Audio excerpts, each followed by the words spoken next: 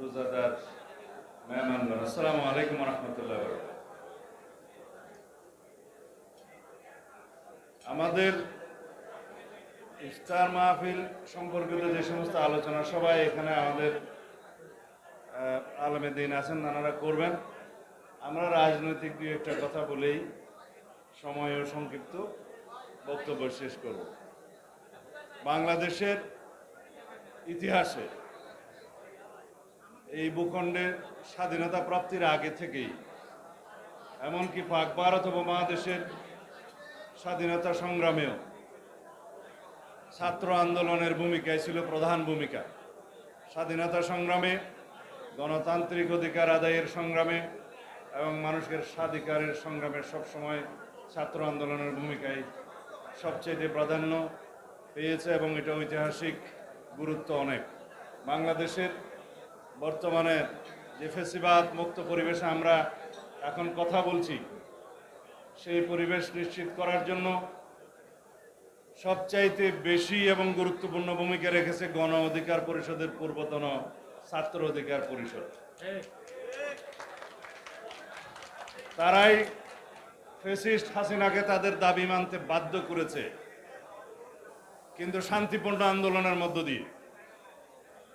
অবিরাম তারা হামলার শিকার হয়েছে, মামলার শিকার হয়েছে। নুরুল হক নূরের শরীরের কাপড় যদি খোলা হয়, তাতে শুধুমাত্র আঘাতের চিহ্ন ছাড়া আর কিছুই পাওয়া যাবে না। ছাত্র অধিকার পরিষদের সেই সফল আন্দোলনের পরে বাংলাদেশের মানুষ প্রত্যক্ষ করেছিল আর একটি কিশোর আন্দোলন, ছাত্র আন্দোলন, সেটা নিরাপদ সড়ক আন্দোলন। সেটা অত্যন্ত সফলতার সাথে তারা সরকারকে দাবি মানতে বাধ্য করেছিল। এর মধ্য দিয়ে সামাজিক আন্দোলনের মাধ্যমে যে রাজনৈতিক আন্দোলন সফলতা লাভ করে, সেটা ইতিহাস গড়ল পরবর্তীতে তাদেরই উত্তরসূরিরা।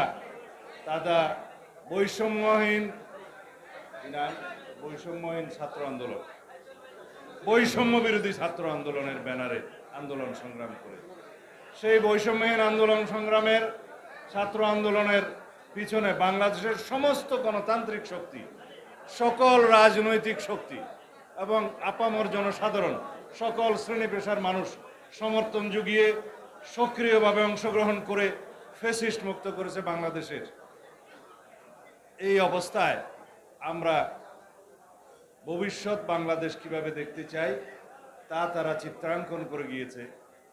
তারা তাদের যারা শহীদ হয়েছে তাদের আকাঙ্ক্ষা এবং তাদের প্রত্যাশা সারা বাংলাদেশের মানুষ এখন ধারণ করেছে, আমরা ধারণ করি। সেই প্রত্যাশাকে, সেই জন আকাঙ্ক্ষাকে এবং জুলাই আগস্টের গণবিপ্লবের সমস্ত প্রত্যাশা এবং আকাঙ্ক্ষাকে আমরা ঊর্ধ্বে তুলে ধরে বাংলাদেশের আগামী দিনের প্রজন্মের, বর্তমান প্রজন্মের, তরুণ প্রজন্মের সমস্ত চাহিদাকে আমরা গুরুত্ব দিয়ে, অগ্রাধিকার দিয়ে আমাদের সমস্ত সংস্কার প্রস্তাবগুলো আমরা সাজিয়েছি। সরকার গঠিত সেই সমস্ত সংস্কার কমিশনগুলোর অনেক আগে বিএনপি আরও 1-1.5 বছর আগে 31 দফা সংস্কার প্রস্তাব বাংলাদেশের জনগণের সামনে উত্থাপন করেছে, প্রস্তাবনা আকারে আমরা রেখেছি। তার সাথে বর্তমান সংস্কার কমিশনের রিপোর্টগুলো যেগুলো এসছে, কিছু কিছু হয়তো নতুন প্রস্তাব এসছে, কিছু কিছু প্রস্তাবের সাথে আমরা হয়তো সবাই একমত নাও হতে পারি, কিন্তু অধিকাংশ প্রস্তাব বাংলাদেশের জনগণ ঐক্যমত পোষণ করবে বলে আমরা বিশ্বাস করি। সেই প্রস্তাবগুলোর উপরে যে সমস্ত প্রস্তাবগুলো আমরা হাতে পেয়েছি, হার্ড কপি পেয়েছি, সফট কপি পেয়েছি সংস্কার কমিশনের, সেই প্রস্তাবগুলোর উপরে আমরা আলাপ আলোচনা করছি, বিশ্লেষণ করছি। আমরা অতি শীঘ্র আমাদের রিপোর্টগুলো আমরা সংস্কার কমিশন, জাতীয় ঐক্যমত্য কমিশনের কাছে প্রদান করব, তারপরে আলাপ আলোচনা হবে। কিন্তু এইখানে আমাদের একটা বিষয়, সংস্কার প্রস্তাবে ঐক্যমত পোষণ করা এবং ঐক্যমতের ভিত্তিতে, জাতীয় ঐক্যমতের ভিত্তিতে সেই সংস্কারগুলো আমরা গ্রহণ করা, সেগুলো বাস্তবায়ন করা, এগুলো দীর্ঘ সময়ের ব্যাপার। এটা স্বল্পমেয়াদী, দীর্ঘমেয়াদী, মধ্যমেয়াদী সংস্কার বাস্তবায়নের বিষয়। কিন্তু ইতিমধ্যে আমাদের জাতীয় সংসদ নির্বাচনের জন্য সমস্ত প্রস্তুতি নিতে হবে, যেটা ইতোমধ্যে বাংলাদেশ জাতীয় সংসদ নির্বাচনের জন্য যে নির্বাচন কমিশন, তাদের রেসপন্সিবিলিটি, তারাও কাজ প্রায় গুছিয়ে আনছে। তাদের